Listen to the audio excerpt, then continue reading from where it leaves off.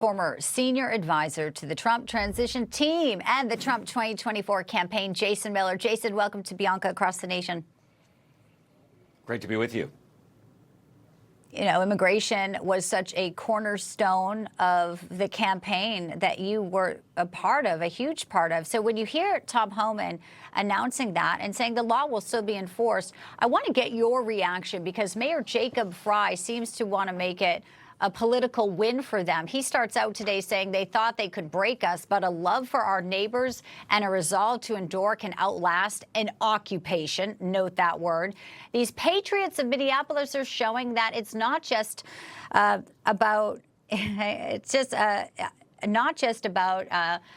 the catastrophic reason, he said, for our neighbors here, resolve, and standing with the neighbors is deeply American. So there's a lot of words there.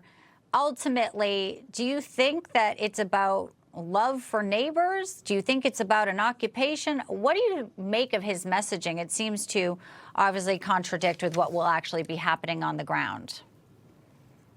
Yeah, well, what Mayor Jacob Frey isn't saying is that almost every county in Minnesota has joined with working with ICE and with the Trump administration to clamp down and to enforce the laws that we have on the books. And so what you've had is this massive drop in overall crime in many of the counties around the state. And we have a great partnership that's at work. Now, with regard to Minneapolis, of course, there's still hostile actors. But I think it's a smart recalibration of the strategy when it comes to Tom Homan and the administration to say, you know what? Let's make sure that we continue to focus where we have these bad actors, continue to deport all the criminal illegals that we need to get out of there. But as far as let's not hand the Democrats any wins here on the PR side, because the media has created such an environment to where they want to demonize anyone who works with ICE, anyone who works with CBP. And so I think this is a smart move by the administration. Well, you know, we'll look at, too, how the transition goes. I mean, there obviously was not an occupation. There was an enforcement, but, you know, that's how they view it in some of these places. You know, how Americans view our elections, pretty clear. They support the Save America Act. And yesterday, Jason, the House passed it, one step closer to securing elections with voter ID. You know, we look at stories like this, and it's an example of why maybe the law is needed sooner rather than later. Reports that the former mayor of Coldwater, Kansas, Jose Joe Caballos, was a Mexican national, voted illegally. He's been charged with 3 counts of voting without being qualified and 3 counts of election perjury by the then state's attorney general. And then he resigned. He was also convicted of battery charges. But, you know, when you look at sort of the SAVE Act now moving over, it may be dead on arrival over in the Senate. You've got Lisa Murkowski already saying she's not for it. She's a Republican in Alaska. How can she defend that, especially from being on the right? Well, it's really indefensible. I mean, I don't know how anyone can't support basic laws when it comes to our elections to make sure that they're safe and secure. And Bianca, I want to point out one other thing that's very troubling that people may or may not be aware of.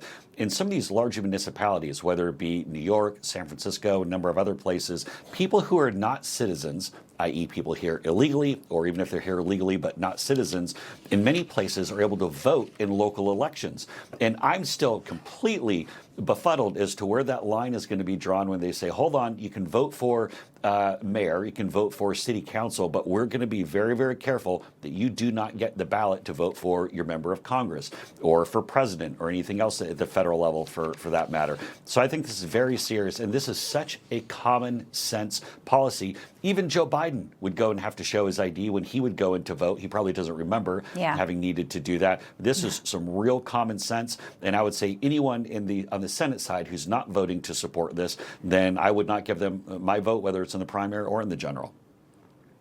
It brings up the question of the filibuster, too, which is also something President Trump has come out and saying, get rid of the filibuster. What do you think? You think that's actually a viable solution there? I think it's going to have to be. It's going to have to be because the Democrats, as soon as they get the Senate back, they're going to go and put that into motion. They're going to get rid of the filibuster. Do not think for one second that crying Chuck Schumer and the rest of them aren't going to go put the pedal to the metal. President Trump has been calling this for months and months and months. Republicans in the Senate have to act. This is our chance. This is our window. Let's go and get some real reforms done, especially on things like voter ID that are just such common sense. Information. truth is freedom. Is Newsmax. It's real news for real people.